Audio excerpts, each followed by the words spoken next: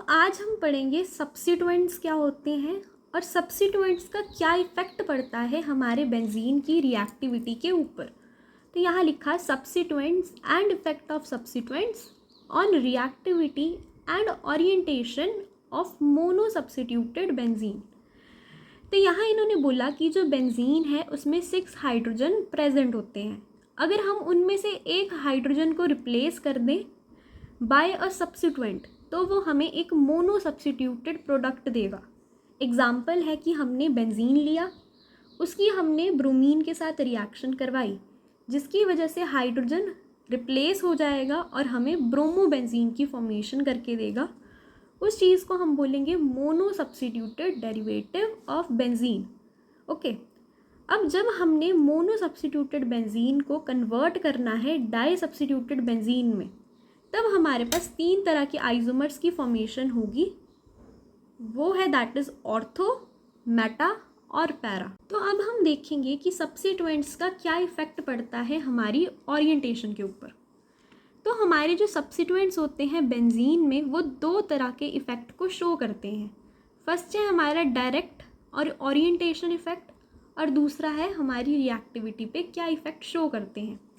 जो हमारा जो डायरेक्टिव इफ़ेक्ट है ये क्लासिफाई है 2 टाइप्स हैं। वो है ऑर्थो पैरा डायरेक्टिंग इफ़ेक्ट, दूसरा है मेटा डायरेक्टिंग इफ़ेक्ट। और नेक्स्ट है रिएक्टिविटी पे क्या इफ़ेक्ट शो करेंगे, वो है ring activating for further reaction, या वो रिंग को एक्टिवेट कर देंगे या वो रिंग को डीएक्टिवेट कर देंगे। तो आज हम देखेंगे कि क्या इफ़ेक्ट पड़ता है सब्स्टिट्यूएंट्स का ओरिएंटेशन के ऊपर। अब यहाँ इन्होंने बोला कि जो फर्स्ट सब्स्टिट्यूएंट है वो ही डायरेक्ट करता है कि हमारे जो दूसरा सब्स्टिट्यूएंट आएगा वो किस पोजीशन पे जो है अटैच होगा, कि वो ऑर्थो पोजीशन पे जाएगा, मेटा पोजीशन पे जाएगा या वो पैरा पोजीशन पे जाएगा। तो ये हमारे पास है एक मोनो सब्स्टिट्यूटेड बेंजीन का एग्जाम्पल। अब हम मान लेते हैं कि हमारा जो ई नेम का सब्स्टिट्यूएंट आ रहा है, अब ये वाला जो ऐसे सब्स्टिट्यूएंट है ये डिसाइड करेगा कि हमारा जो ये सब्स्टिट्यूएंट है दैट इज़ ई वो ऑर्थो पोजीशन पे जाएगा दैट इज़ 2 और 2nd पोजीशन पे जाएगा, या वो मेटा पोजीशन पे जाएगा दैट इज़ 3rd और 5th, या वो पैरा पोजीशन पे जाएगा दैट इज़ 4th। अब बोला है कि एक ऐसी चीज़ जिसमें हमारा सब्स्टिट्यूएंट डिसाइड करेगा हमारे दूसरे सब्स्टिट्यूएंट की पोजीशन को, उस इफ़ेक्ट को हम बोलते हैं डायरेक्टिव और ओरिएंटेशन इफ़ेक्ट। अब डायरेक्टिव इफ़ेक्ट के बेसिस के ऊपर हमारे पास सब्स्टिट्यूशन 2 टाइप की होती है। फर्स्ट है ऑर्थो पैरा डायरेक्टिंग इफ़ेक्ट या हमारे पास है Meta directing effect. Ortho para directing effect में क्या बोला, ऐसे ग्रुप्स जो हमारे सेकंड सब्स्टिट्यूएंट को ऑर्थो और पैरा पोजीशन पे डायरेक्ट करती हैं, दैट इज़ उनको भेजते हैं ऑर्थो और पैरा पोजीशन पे, उन ग्रुप्स को हम बोलते हैं ऑर्थो पैरा डायरेक्टर्स। तो यहाँ एग्जाम्पल है नाइट्रेशन ऑफ फिनोल। बोला कि जब हम फिनोल की नाइट्रेशन करवाते हैं तो हमें 2 तरह के प्रोडक्ट्स ऑब्टेन्ड होते हैं। फर्स्ट होता है दैट इज़ ऑर्थो नाइट्रोफिनोल और दूसरा है पैरा नाइट्रोफिनोल। ऑर्थो नाइट्रोफिनोल यहाँ 53% बन रहा है और यहाँ जो पी नाइट्रोफिनोल है वो यहाँ 47% बन रहा है, बट यहाँ हमारे पास कोई भी एक मेटा प्रोडक्ट की फॉर्मेशन नहीं हो रही है। तो यहाँ हमने रिएक्शन करवाई फिनोल की in the presence of sulphuric acid या HNO3, तो ये हमें 2 तरह के प्रोडक्ट्स की फॉर्मेशन करके देता है। तो यहाँ जो फिनोल है ये हमारा एक ऑर्थो पैरा डायरेक्टर होता है इन नेचर। अब हम एक्सप्लेन करेंगे ऑर्थो पैरा डायरेक्टर्स के बारे में।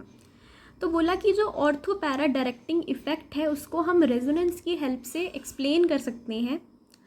तो अगर हम ऑर्थो पैरा डायरेक्टर्स की बात करें तो ये ऐसे डायरेक्टर्स होते हैं जिनके पास नॉन बॉन्डिंग इलेक्ट्रॉन पेयर जो है प्रेजेंट होते हैं। जैसे हमारे पास हाइड्रोक्साइल ग्रुप है, क्लोरीन ग्रुप है या हमारे पास ब्रोमीन ग्रुप है। तब क्या होगा कि हमारे पास ये जो नॉन बॉन्डिंग इलेक्ट्रॉन का पेयर है ये बेंजीन में जो है डिस्ट्रीब्यूट हो जाएगा, तो जिसकी वजह से वो अपना एक ortho para directing effect show करते हैं। तो यहाँ हम एग्जाम्पल लेंगे फिनोल की। कि उसके पास OH ग्रुप प्रेजेंट होता है और उसमें नॉन बॉन्डिंग इलेक्ट्रॉन पेयर भी प्रेजेंट है। तो यहाँ हमने फिनोल की एग्जांपल ले ली। अब क्या होगा कि फिनोल में जो नॉन बॉन्डिंग इलेक्ट्रॉन है, रेजोनेंस की हेल्प से वो बेंजीन में जो है डिस्ट्रीब्यूट हो जाएंगे। तो होगा क्या, ये जो है इस बॉन्ड में चले जाएंगे, जिसकी वजह से हमारे पास यहाँ डबल बॉन्ड की फॉर्मेशन हो जाएगी। जब हमारे पास यहाँ डबल बॉन्ड बन जाएगा तो ये वाला बॉन्ड जो है अगले वाली पोजीशन पे जो है डिस्ट्रीब्यूट हो जाएगा, और ऐसे करते करते हमारे पास रेजोनेंस स्ट्रक्चर्स आ जाएंगे, और जिनको हम साथ में मिलाकर लिखते हैं रेजोनेंस हाइब्रिड। और हमने पहले लेक्चर्स में पढ़ा था कि जो रेजोनेंस हाइब्रिड है ये ज़्यादा स्टेबल है हमारे कैनोनिकल फॉर्म्स या रेजोनेटिंग स्ट्रक्चर के कंपैरिजन में। रेजोनेंस की वजह से क्या होगा कि हमारी जो ऑर्थो और पैरा पोजीशन है उनमें इलेक्ट्रॉन डेंसिटी ज़्यादा हो जाएगी।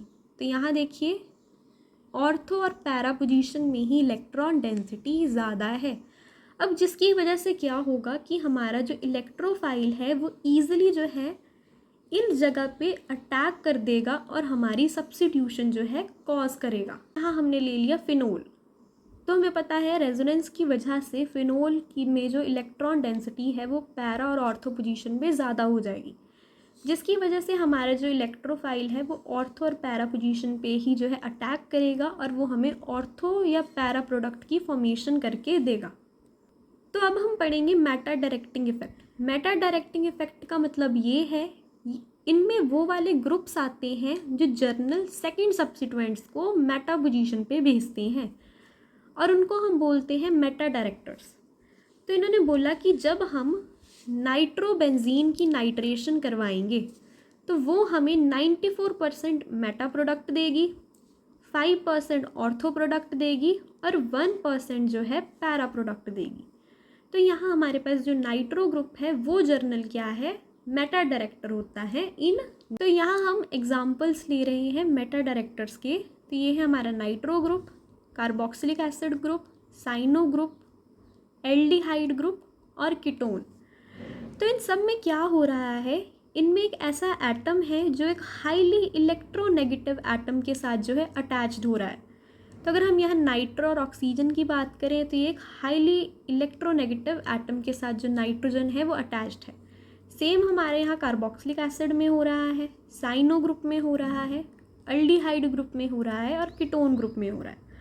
अब ये जर्नल जो इलेक्ट्रोनेगेटिव एटम जो है ये क्या करेगा, जितने भी जो इलेक्ट्रॉन्स हैं अपनी तरफ खींच लेंगे, और जिनकी वजह से जिनसे वो खींचेंगे उनमें जो है पॉजिटिव चार्ज आ जाएगा। ठीक है जी, जिसकी वजह से क्या होगा जिनकी वजह से क्या होगा कि हमारे जो ऑर्थो और पैरा पोजीशन पे जो इलेक्ट्रॉन डेंसिटी जो है वो कम हो जाएगी as compare to meta group. तो यहाँ जो होगा, जो मेटा जो ग्रुप है वहाँ इलेक्ट्रॉन डेंसिटी ज़्यादा हो जाएगी, देन उन पे जो है इलेक्ट्रोफाइल अटैक करेगा और वो हमें मेटा सब्स्टिट्यूटेड प्रोडक्ट की फॉर्मेशन करके देगा। सो यहाँ सेम चीज़ है, हमने नाइट्रोबेंजीन ले लिया।